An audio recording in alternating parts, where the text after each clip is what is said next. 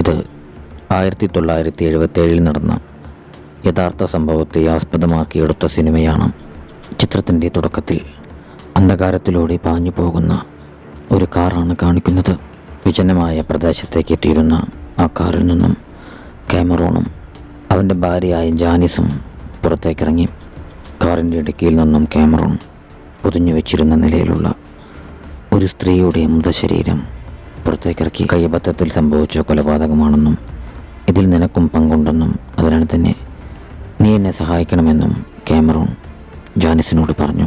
വിജനമായ ആ ഒരു പ്രദേശത്ത് കുഴിവെട്ടി കാമറൂൺ ആ സ്ത്രീയുടെ മൃതശരീരം അവിടെ കുഴിച്ചിട്ടു.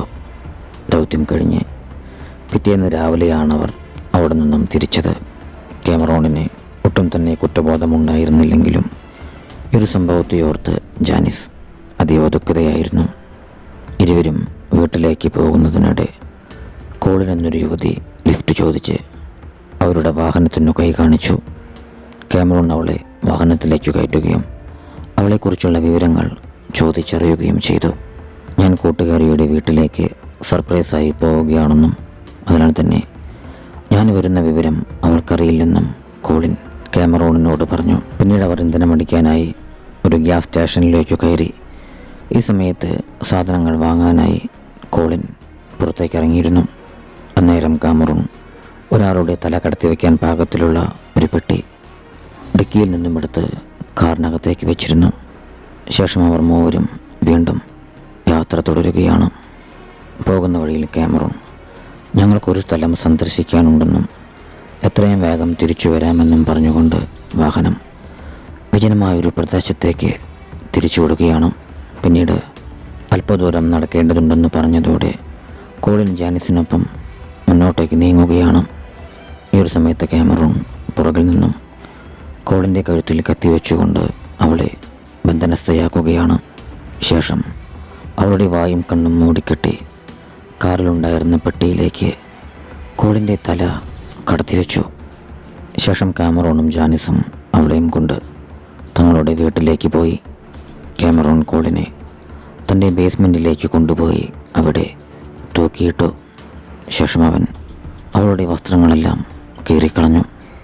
ശേഷം അവൻ തൻ്റെ ചാട്ടവാറെടുത്ത് കോളിനെ അതിക്രൂരമായി മർദ്ദിക്കുകയാണ്. സ്ത്രീകളെ ക്രൂരമായി മർദ്ദിച്ച് സന്തോഷം കണ്ടെത്തുന്ന സൈക്കോയായിരുന്നു കാമറൂൺ. ശേഷം കാമറൂൺ അവിടെ വെച്ച് അവൻ്റെ ഭാര്യയായ ജാനിസുമായി ബന്ധപ്പെട്ടു.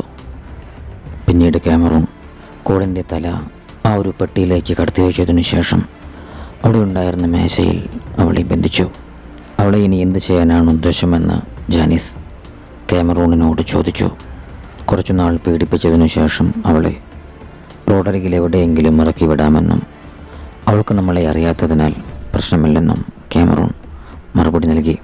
ശേഷം കാമറൂൺ പതിവ് പോലെ തന്നെ ജോലിക്കായി വീട് വിട്ടിറങ്ങി. ഈ ഒരു സമയത്തെല്ലാം കോളിൻ ഭീതിയോടെ കരഞ്ഞുകൊണ്ടിരിക്കുകയായിരുന്നു. കരച്ചിൽ കേട്ട് സഹികെട്ട് ജാനിസ് ഒരു തോക്കുമെടുത്ത് കോളിൻ്റെ പക്കലേക്ക് ചെന്നു. ജാനിസ് കോളിനുമായി സംസാരിച്ചു. അതിൽ നിന്നും അവളെ ബന്ദിയാക്കിയിരിക്കുന്ന സ്ഥലത്തിൻ്റെ ഏകദേശ ലൊക്കേഷൻ കോളിനറിയാമെന്ന് ജാനിസ് മനസ്സിലാക്കി. എന്നെ പുറത്തുവിടണമെന്നും ഞാൻ ഇക്കാര്യം ആരോടും പറയില്ലെന്നും പറഞ്ഞ് കോളിൻ കരഞ്ഞപേക്ഷിച്ചു. ജോലി കഴിഞ്ഞ് തിരിച്ചെത്തിയ കാമറൂൺ കോളിൻ്റെ പക്കലേക്ക് ചെന്ന് അവൾക്ക് വെള്ളവും ബ്രെഡും നൽകി. കാമറൂണിൻ്റെ ഭീഷണിയുള്ളതിനാൽ ഭീതി മൂലം അവൾ ഒച്ചവെച്ചില്ല. പിന്നീട് അവൻ കോളിനോട് യൂറിൻ പാസ് ചെയ്യാനായി പറഞ്ഞു. അവളത് ചെയ്യുന്നത് കാമറൂൺ നോക്കി നിൽക്കുകയായിരുന്നു. അതിനുശേഷം കാമറൂൺ അവളെ അതിക്രൂരമായി മർദ്ദിക്കാൻ ആരംഭിച്ചു. അവളുടെ ദയനീയമായ കരച്ചിൽ കേൾക്കാനാവാതെ ജാനിസ് ഉച്ചത്തിൽ പാട്ടുവെച്ചു. കോളിനെ ഈ സ്ഥലം അറിയാമെന്നും അവളെ പുറത്തുവിട്ടാൽ ഇക്കാര്യങ്ങളെല്ലാം അവൾ പോലീസിൽ അറിയിക്കുമെന്നും ജാനിസ് കാമറൂണിനോട് പറഞ്ഞു. എങ്കിൽ പിന്നെ ഇനിയുള്ള കാലം മുഴുവൻ നമുക്കവളെ ഇവിടെ തന്നെ സൂക്ഷിക്കാമെന്ന് കാമറൂൺ അവൾക്ക് മറുപടി നൽകി. അവളുമായി ഒരിക്കലും ലൈംഗിക ബന്ധത്തിൽ ഏർപ്പെടരുതെന്ന് ജാനിസ് അവനെ താക്കീത് നൽകിയിരുന്നു. പിന്നീട് കാമറൂൺ ബേസ്മെൻറ്റിൽ തന്നെ ഒരു പെട്ടിയുണ്ടാക്കി കോളിനെ അതിലേക്ക് മാറ്റി. എയർ സർക്കുലേഷനായി ചെറിയൊരു മോട്ടർ അവൻ അതുമായി ഘടിപ്പിച്ചിരുന്നു. ബന്ധനസ്ഥയായ അവസ്ഥയിൽ കരഞ്ഞുകൊണ്ട് കോളിൻ ആ പെട്ടിയിൽ കഴിഞ്ഞുകൂടി. ഈ ഒരു സമയത്ത് അവൾ തൻ്റെ മാതാപിതാക്കളെയും സഹോദരിയെയും കുറിച്ചോർത്തു. ദിവസങ്ങൾക്ക് ശേഷമാണ് തൻ്റെ മകൾ കൂട്ടുകാരിയുടെ പക്കലേക്ക് എത്തിയിട്ടില്ല എന്നുള്ള കാര്യം കോളിൻ്റെ പിതാവ് തിരിച്ചറിയുന്നത്. അങ്ങനെ കോളിൻ്റെ മാതാപിതാക്കൾ ഇക്കാര്യം പോലീസിൽ അറിയിച്ചു. പ്രായപൂർത്തിയായതിനാൽ അവൾ മനഃപൂർവ്വം മറ്റാരുടെയെങ്കിലും കൂടെ പോയതാണെങ്കിൽ നമുക്കൊന്നും ചെയ്യാൻ സാധിക്കില്ലെന്ന് പോലീസുകാരൻ അവരോട് പറഞ്ഞു. അന്ന് പതിവില്ലാതെ കാമറൂൺ ജോലി ചെയ്യുന്ന മരക്കമ്പനിയിലേക്ക് അവൻ്റെ ഭാര്യയായ ജാനിസ് അവനെ കാണാനായി എത്തി. താൻ ഗർഭിണിയാണെന്നുള്ള സന്തോഷ വാർത്ത അറിയിക്കാനായിരുന്നു ജാനിസ് അങ്ങോട്ടേക്ക് എത്തിയിരുന്നത്. ഗർഭിണിയായതോടുകൂടി ജാനിസിനെ കോളിനെ എങ്ങനെയെങ്കിലും ഒഴിവാക്കണമെന്നായി. അത് നടക്കില്ലെന്നും കോളിൻ പോലീസിൽ വിവരമറിയിച്ചാൽ പ്രശ്നമാകുമെന്നും കാമറൂൺ അവളെ അറിയിച്ചു. കുറച്ച് ദിവസങ്ങൾക്കു ശേഷം ജാനിസിൻ്റെ കാലുകൾക്ക് വാതരോഗം പിടിപെട്ടു.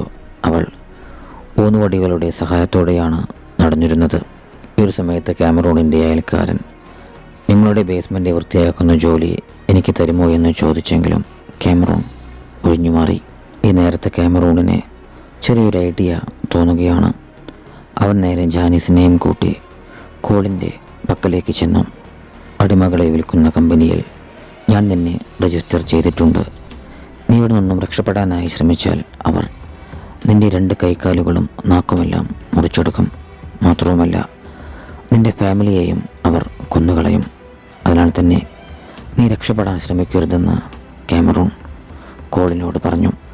ജാനിസും ഒരു കാലത്തിൻ്റെ അടിമയായിരുന്നുവെന്നും അവൾ രക്ഷപ്പെടാൻ ശ്രമിച്ചപ്പോൾ കമ്പനിക്കാർ വന്ന് അവളുടെ കാല് തല്ലിയോടിച്ച് അവളെ കൊല്ലാൻ പോകുകയായിരുന്നുവെന്നും ഇത് കണ്ട് എനിക്ക് വിഷമം തോന്നി ഞാൻ അവളെ കല്യാണം കഴിച്ചതാണെന്നുമൊക്കെ കാമറൂൺ കോളിനോട് തട്ടിവിട്ടു. മുറിവേറ്റ കാലുമായി നിന്നിരുന്ന ജാനീസിനെ കണ്ടതോടെ പാവം കോളിൻ ഇതെല്ലാം വിശ്വസിച്ചു. ശേഷം കാമറൂൺ എഗ്രിമെൻ്റ് ലെറ്ററാണെന്നും പറഞ്ഞ് ഭീഷണിപ്പെടുത്തി കോളിനെ കൊണ്ട് ഒരു പേപ്പറിൽ ഒപ്പുവെപ്പിച്ചു. ശേഷം നീ എവിടെ പോയാലും കമ്പനിക്കാർ നിന്നെ കണ്ടെത്തുമെന്നും പറഞ്ഞുകൊണ്ട് GPS ഡിവൈസ് ആണെന്നും പറഞ്ഞ് തെറ്റിദ്ധരിപ്പിച്ച് ഒരു ബെൽറ്റ് കാമറൂൺ കോളിൻ്റെ കഴുത്തിലണിഞ്ഞു. എന്നെ യജമാനെന്നും എൻ്റെ ഭാര്യയെ മാഡമെന്നും അഭിസംബോധന ചെയ്യണമെന്ന് അവൻ അവളോട് പറഞ്ഞു. മാത്രവുമല്ല നീ ഇനി എൻ്റെ അടിമയാണെന്നും വീട്ടിലെ ജോലികളെല്ലാം ചെയ്യണമെന്നും ഞാൻ അറ്റൻഷൻ എന്ന് പറയുന്ന സമയത്ത് നഗ്നയായി നിൽക്കണമെന്നും കാമറൂൺ അവൾക്ക് നിർദ്ദേശം നൽകി.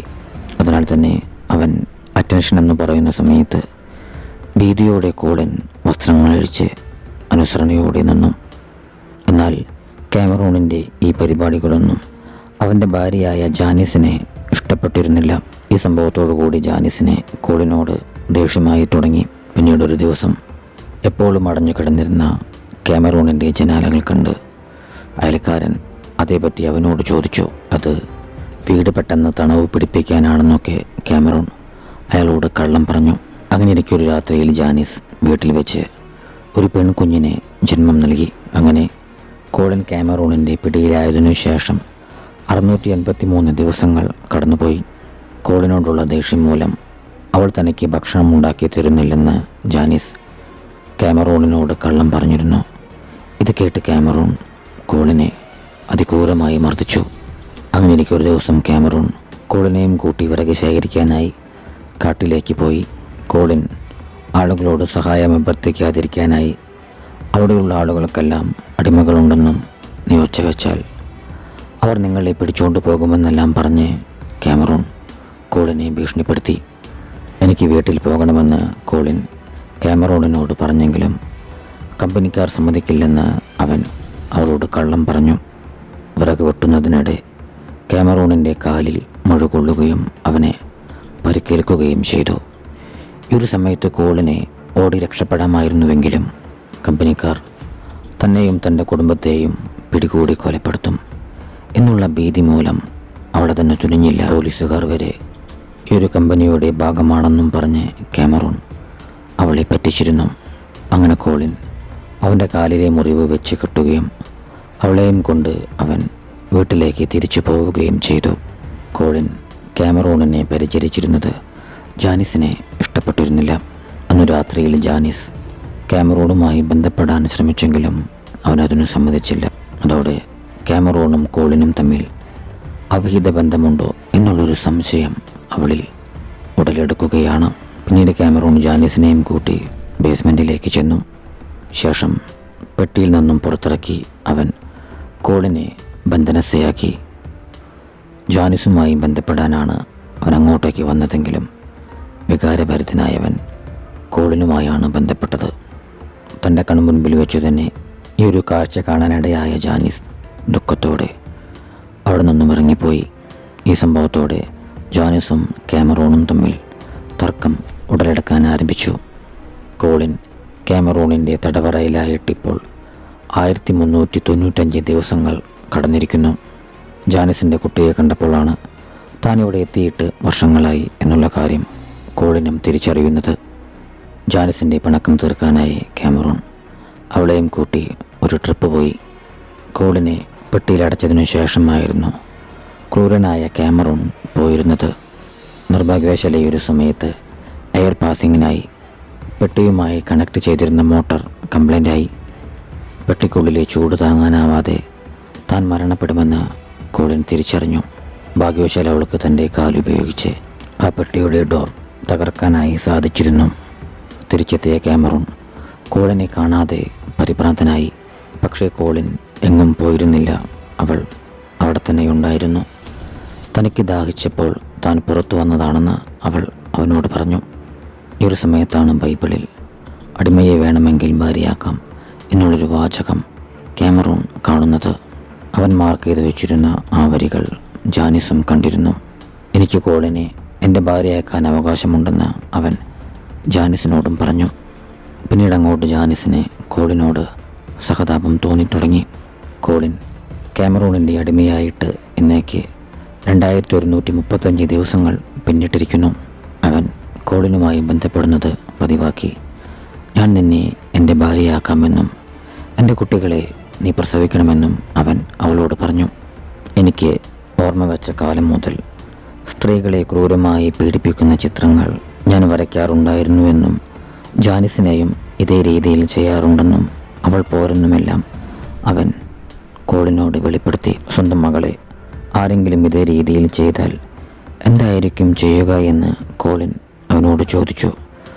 കൊന്നുകളയുമെന്നായിരുന്നു അവൻ്റെ മറുപടി. അങ്ങനെയാണെങ്കിൽ എൻ്റെ പിതാവ് എന്തു ചെയ്യണമെന്ന് കോളിൻ അവനോട് തിരിച്ചു ചോദിച്ചു. അതോടെ കാമറൂൺ ക്ഷുഭിതനായി. നാൾക്കുനാൾ കോളിനും ജാനിസും തമ്മിലുള്ള സൗഹൃദം കൂടിക്കൂടി വന്നു. ഇരുവരും ഒന്നിച്ച് പള്ളിയിൽ പോകാൻ തുടങ്ങി. ഒരു നാൾ കോളിൻ ജാനിസിൻ്റെ മകളുടെ കൂടെ കളിക്കുകയായിരുന്നു. ഈ ഒരു സമയത്താണ് കാമറൂൺ അങ്ങോട്ടേക്ക് എത്തുന്നത്. അവൻ കോളിനെ വിളിച്ചതോടെ അല്പസമയം കഴിയട്ടെ എന്ന് ജാനിസ് കാമറൂണിനോട് പറഞ്ഞു. ഇതവനെ ഇഷ്ടപ്പെട്ടില്ല. അതോടെ അവൻ ജാനിസിനെ റൂമിലേക്ക് വിളിച്ചുകൊണ്ടുപോയി അവളെ അതിക്രൂരമായി മർദ്ദിച്ചു. ഇതിനോടകം കോളിൻ ബന്ധനസ്ഥയാക്കപ്പെട്ടിട്ട് 2310 ദിവസങ്ങൾ പിന്നിട്ട് കഴിഞ്ഞു. കാമറൂൺ കോളിനെ സ്നേഹിച്ചു തുടങ്ങി. തനിക്ക് വീട്ടിലേക്ക് പോകണമെന്നുള്ള അവളുടെ ആഗ്രഹം അവൻ പരിഗണിച്ചു. അതിനു മുമ്പ് കമ്പനിയുടെ ചില പരീക്ഷണങ്ങളുണ്ടെന്ന് അവൻ അവളോട് പറഞ്ഞു. തോക്കുവായിലേക്കിട്ട് നിറയൊഴിക്കാനായി അവൻ കോളിനോട് നിർദ്ദേശിച്ചു. അവൾ അപ്രകാരം തന്നെ ചെയ്തു. ആ തോക്കിൽ ഉണ്ടയുണ്ടായിരുന്നില്ല. ഈ ഒരു സംഭവത്തോടെ കോളിൻ കാമറൂണിൻ്റെ വിശ്വസ്തത നേടി. അങ്ങനെ അവൻ അവളെയും കൂട്ടി കോളിൻ്റെ വീട്ടിലേക്ക് ചെല്ലുകയാണ്. അവളെ കണ്ട് വീട്ടുകാർക്കെല്ലാം ഒരുപാട് സന്തോഷമായി. കാമറൂൺ തൻ്റെ കാമുകനാണെന്നാണ് അവൾ വീട്ടുകാരോട് പറഞ്ഞിരുന്നത്. ബിസിനസ് മീറ്റിംഗ് ഉണ്ടെന്നും പറഞ്ഞ് കാമറൂൺ അവിടെ നിന്നും തിരിച്ചുപോയി.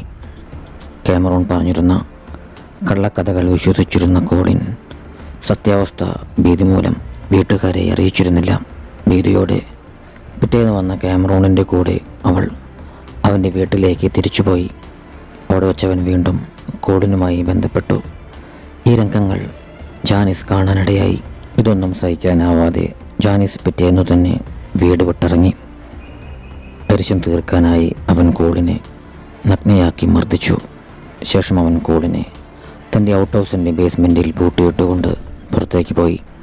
ഈ ഒരു സമയത്ത് ശക്തമായ മഴ മൂലം ബേസ്മെൻറ്റിനകത്തേക്ക് വെള്ളം കയറി തുടങ്ങിയിരുന്നു. കാമറൂണിൻ്റെ തെറ്റുകൾക്ക് കൂട്ടുനിന്നതിലുള്ള പശ്ചാത്താപം മൂലം കോളിനെ രക്ഷിക്കാനായി ജാനിസ് തിരിച്ചെത്തി. കാമറൂൺ വരുന്നതിന് മുൻപ് നമുക്ക് അവിടെ നിന്നും രക്ഷപ്പെടണമെന്ന് ജാനിസ് കോളിനോട് പറഞ്ഞു. കാമറൂൺ പറഞ്ഞിരുന്ന കമ്പനിക്കാർ അടിമയായി എന്നെ കൊന്നുകളയുമോ എന്ന് ഭീതിയോടെ കോളിൻ ജാനിസിനോട് ചോദിച്ചു. അങ്ങനെ ഒരു കമ്പനിയെ ഇല്ലെന്നും അതെല്ലാം കാമറൂണിൻ്റെ കെട്ടുകഥകളാണെന്നും ജാനിസ് വെളിപ്പെടുത്തി. നിനക്ക് മുൻപ് ഇതുപോലൊരു യുവതിയെ കാമറൂൺ ബന്ദിയാക്കിയിരുന്നു. ശേഷം അവൻ അവളെ ക്രൂരമായി കൊലപ്പെടുത്തി. ഞാനും കാമറൂണും ചേർന്നാണ് അവളുടെ മൃതശരീരം അടക്കം ചെയ്തത്. ചിത്രത്തിൻ്റെ തുടക്കത്തിൽ ഇരുവരും ചേർന്ന് അടക്കം ചെയ്തിരുന്നത് ആ ഒരു യുവതിയുടെ മൃതശരീരമായിരുന്നു. അല്പസമയത്തിനു ശേഷം കാമറൂൺ വീട്ടിലേക്ക് തിരിച്ചെത്തി. താൻ ബന്ദിയാക്കിയിരുന്ന കോളിൻ രക്ഷപ്പെട്ടതറിഞ്ഞ് അവൻ അലറിക്കരഞ്ഞു. ഇതേ സമയം ജാനിസ് കോളിനെ അവളുടെ വീട്ടിലേക്കുള്ള ബസ് കയറ്റി വിട്ടിരുന്നു. നരകതുല്യമായ യാതനകൾ അനുഭവിക്കേണ്ടി വന്ന കോളിൻ 2640 ദിവസങ്ങൾക്ക് ശേഷമാണ് മോചിതയായത്. സന്തോഷത്തോടെ അവൾ തൻ്റെ വീട്ടുകാരെ വാരിപ്പുണർന്നു. കുറ്റകൃത്യങ്ങളുടെ അടിസ്ഥാനത്തിൽ കാമറൂണിന് 104 വർഷത്തെ തടവ് ശിക്ഷ ലഭിച്ചു. ഭർത്താവ് ചെയ്ത കുറ്റങ്ങളെല്ലാം ഏറ്റുപറഞ്ഞതോടെ ജാനിസിനെ മാപ്പ് സാക്ഷിയാക്കി വെറുതെ വിട്ടു. എന്നിരുന്നാലും ഇരുവരും ചേർന്ന് കുഴിച്ചിട്ടിരുന്ന യുവതിയുടെ മൃതശരീരം കണ്ടെത്താനായി സാധിച്ചിരുന്നില്ല. ഇക്കാര്യങ്ങൾ സൂചിപ്പിച്ചുകൊണ്ട് ചിത്രം അവസാനിക്കുകയും